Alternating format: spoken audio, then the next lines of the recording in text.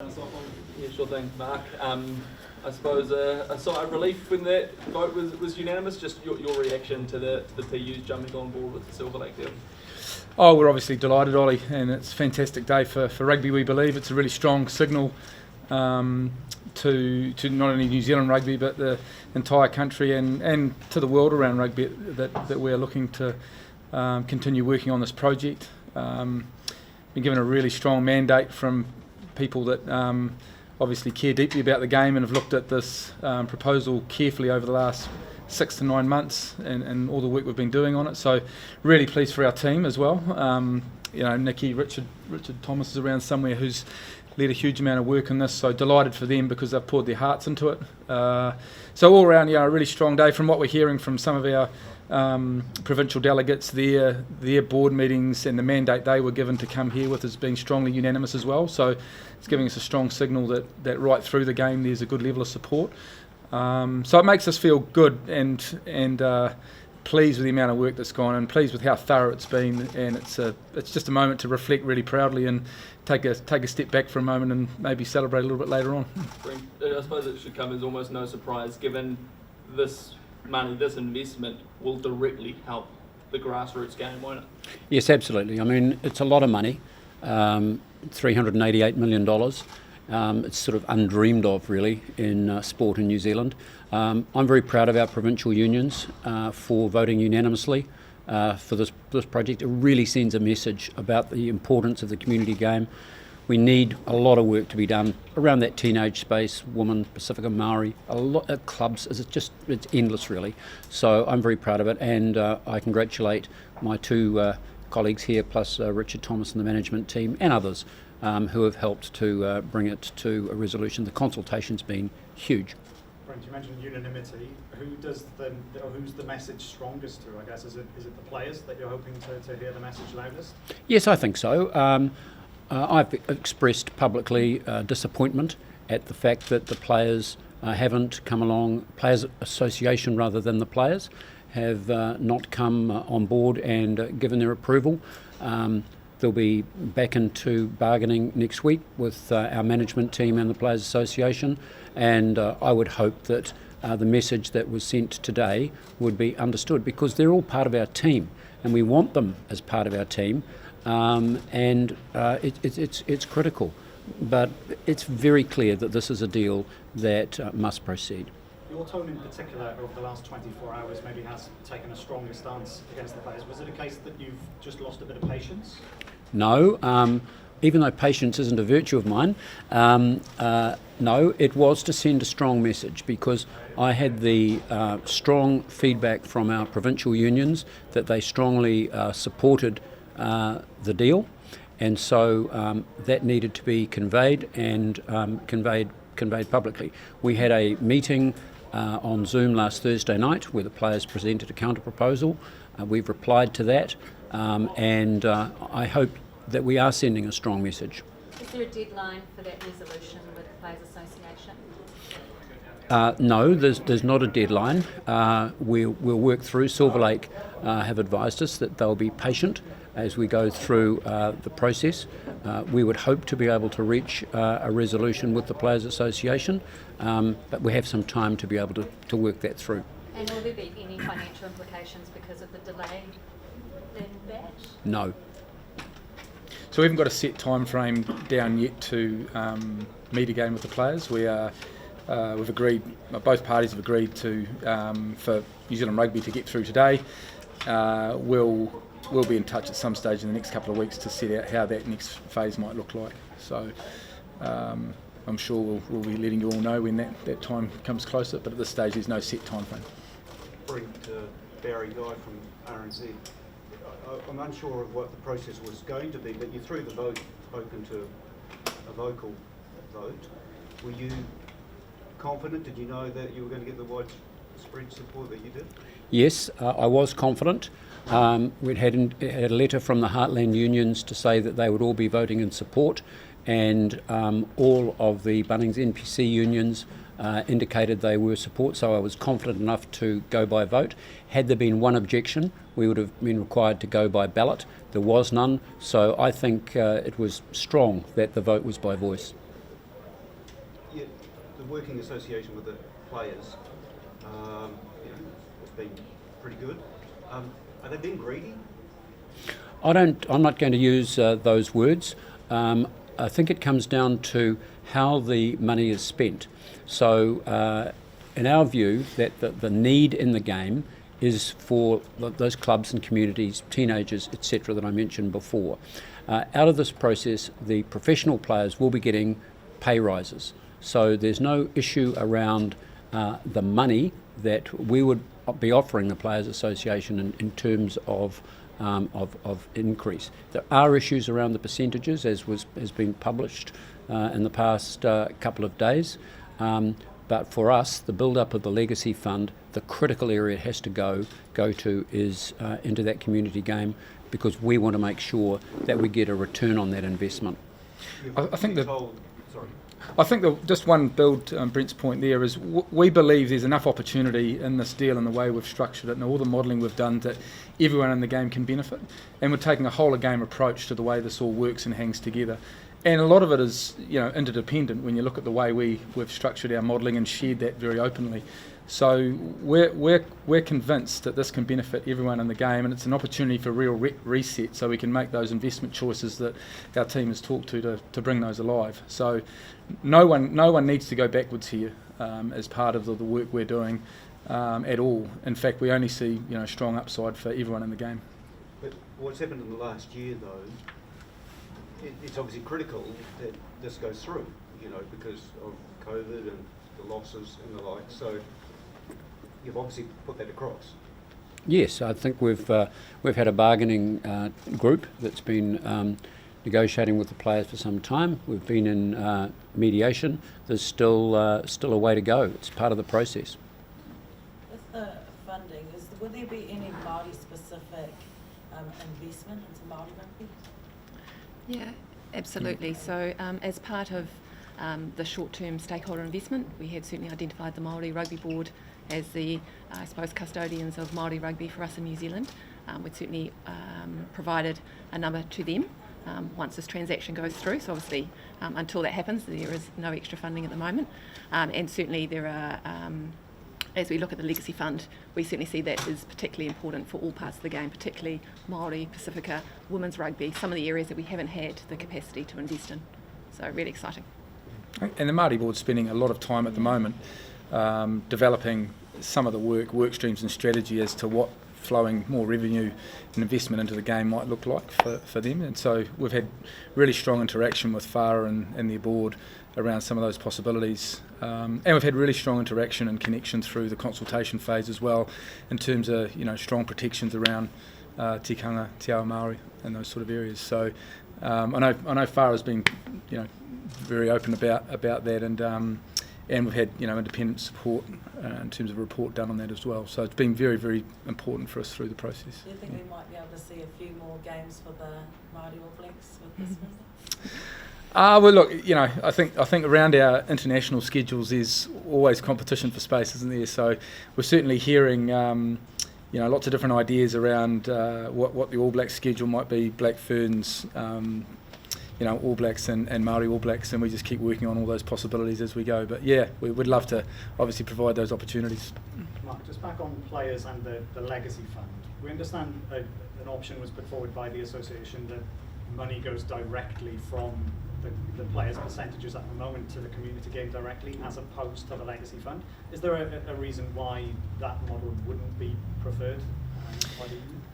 Well, as I say, I'm not going to get into all the details, as some of those are being referred to in mediation. But all I say is we believe there's an all-game approach here that can sit where the legacy fund is the best avenue for which that investment to be made and for those funds to be brought into, so that we can have as I said earlier, a whole-of-game approach with a governance structure that certainly represents all the interests of the game and all the potential beneficiaries, be that players themselves, who will obviously be delighted to have player involvement on that, as well as provinces and clubs and other areas of the community game. So that is what we believe is the best avenue to work through the investment of the game at the moment. But we remain open to ideas, and we'll continue the dialogue in those space around different possibilities.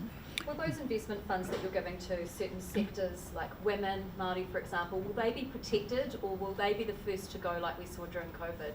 When you were hit during COVID, you cut women's rugby straight away. Will that be the same in the future? Well, I disagree with the premise of that question. Oh, okay. I think when COVID came, we faced potential of not surviving. Our revenue dropped 55 million, but our loss dropped just 5 million. We had to cut hard, deep and fast in every area that we could. Anything that wasn't essential spending had to go. So I disagree with the premise of your question. If you look at the Legacy Fund, consider it something similar to an endowment fund, where there will be applications that will come in for expenditure, whether it be Pacifica, women, Maori, clubs, whatever it is, comes through, and the case is considered by the Legacy Fund, and then as the funds are allocated, people have got to be accountable for the way in which that's spent. So that's the broad framework of what we're looking at. And maybe just if I build on that, Brent, in the short term, Zoe, dedicated funds we put aside for women and girls as well. So obviously we've got a very exciting Rugby World Cup in 2022, and as part of that we really want to supercharge the women's game. So as part of the short term stakeholder investment, we have also ring-fenced money within there, particularly for women and girls. So using that to accelerate on top of money that's going to provincial unions, clubs, Maori Rugby Board and so forth, where women and girls could also be beneficiaries as well. The players would argue that their concerns go beyond just their own finances. They'd say that, that they're trying to look out for the soul of the game. Is it up to Silver Lake, beholden on them? They've said nothing to anyone apart from you guys. Is it beholden on them to kind of come forward and outline what their plans are and how they would monetise this deal? Because that would probably, if people had a clearer idea of that, it might set a lot of fears at ease. But so far they're just faceless American billionaires. Well, that's unfair as well. I mean, Silver Lake have had a strong involvement in this consultation process over the last 5 to 6 months. But not publicly. No, we've been working really carefully, and we've been quite open ourselves about the level of information we've shared publicly because of the commercial sensitivity and the nature of the work we're doing. So the work and the connection time that Silver Lake have had with players, former coaches, our provincial unions, has been significant. Hours and hours on Zoom. Unfortunately, we're in a situation where they can't come down to New Zealand and see us face to face. So we're having to do everything by Zoom. But they have certainly put up lots of strong cases and modelling that shows some of the work and opportunity that can help monetise the game and monetise that underutilised fan base that we have around the world that we all know that we can hopefully do better with. So if you talk to, I think, anyone around, certainly the AGM today, there's not many people that haven't had some form of contact time with Silver Lake and frankly been universally impressed with the kind of people they are. They have strong, the two lead people we've been working with have strong connection to the game. They both grew up playing the game. They've spent time with former All Blacks on Zoom and been, frankly, like kids, excited kids around meeting people like that and enjoying time with them and getting a better sense of what it means to be an All Black and a Black Fern and the importance of the legacy to the game in our country. They have invested a huge amount of time to try and understand as best they can what the game means to us and try and get inside the DNA of the game. And I think they've done a great job doing that. They've certainly given confidence to a lot of the people around our game as to what they can bring, both culturally and in terms of the capability. When do you think the public might be able to get a glimpse of that vision, and given how important rugby and the All Blacks are to New Zealand?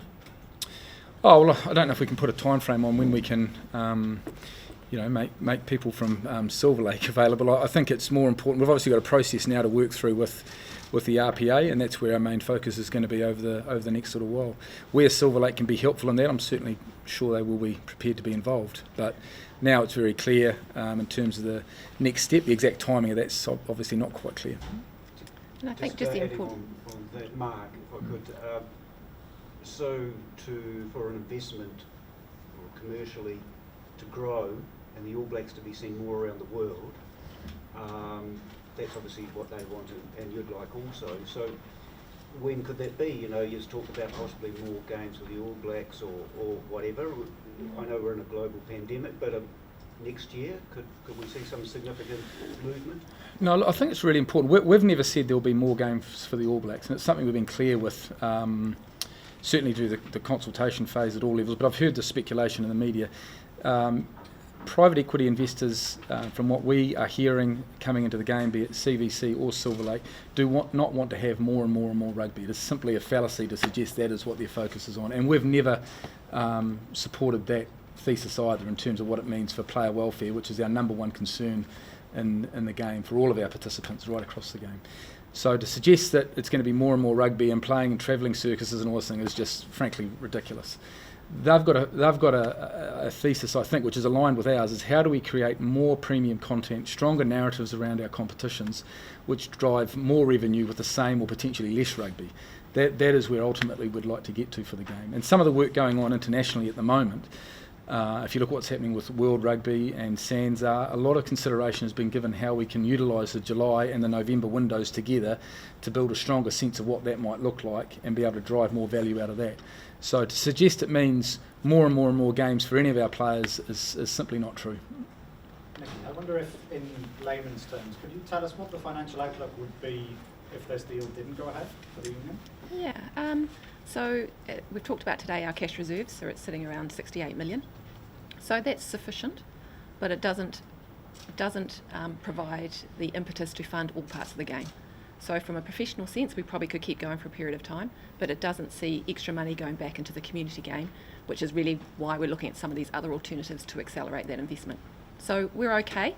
I don't want people to leave here today thinking that we've got a burning platform. We've done well from a financial perspective to manage through COVID, but what we aspire for the game and how we want to transform the sport and invest back into the community, we can't do that on the reserves that we have today. And so we have looked at other vehicles, we've looked at a number of different options, and we believe this is by far the most compelling.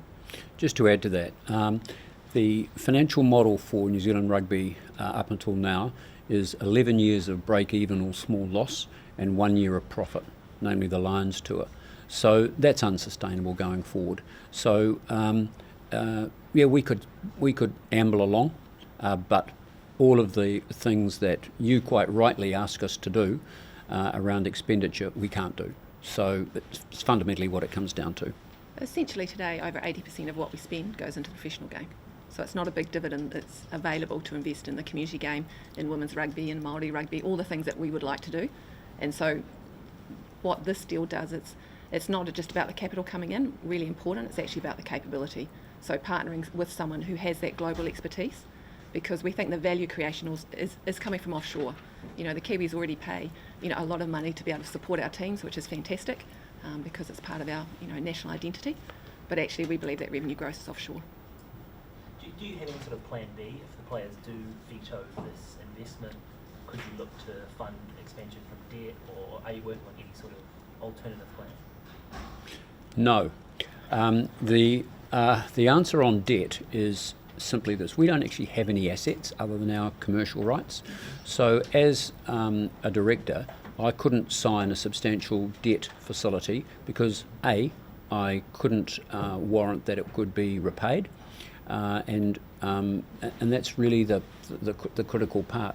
As Nicki said, we've looked at all of the other options, and this is by far the best, not only in terms of the investment in, but the opportunities, particularly offshore, that we can grow that revenue. And if the players spike the deal, they'll be spiking the future of rugby in a sense? Well, I've made a statement last night about that, and I think it would be a terrible mistake if the players don't eventually support this deal. A really bad mistake for we talk about the community game, but it's the kids running around the field. Go to the Weymouth Rugby Club, where they're really struggling with the kids with no boots, jerseys, struggle to get coaches. And that's replicated in many parts of New Zealand. So we're trying to solve that as an issue, and this is the plan to do that. Guys, if there might be one last question, if everyone's finished, we might wrap it up there. Maybe some one-on-ones. And just one question: if the players do veto, is that going to create strain in the relationship? Is they going to face some kind of punishment by New Zealand Rugby? Is someone going to have to pay a price? Look, the players are an absolutely critical partner in our game. Like they are really central to everything we do. They're a strong part of a lot of the revenue we drive. So we just need to take some time, settle down a little bit, step back from this, and then have another go at sitting down and talking about it. So no, we're not in that space at all. You know, these things happen. You know, there's a lot at stake. The players care deeply about the game. They want to do what they think is the best thing for it as well, and we're trying to do the same thing. So, you know, we will get there. We just need to spend some more time when the time's right to come back and look at the opportunities and try and understand each other's perspectives a little bit more. But, you know, it's really important at the moment that we recognise that as well. Even though there might be bits and pieces of frustration and speculation in public, that they're a true partner, and we want to work on that basis in good faith. Cheers, guys. Thanks for that. Thank you. Thank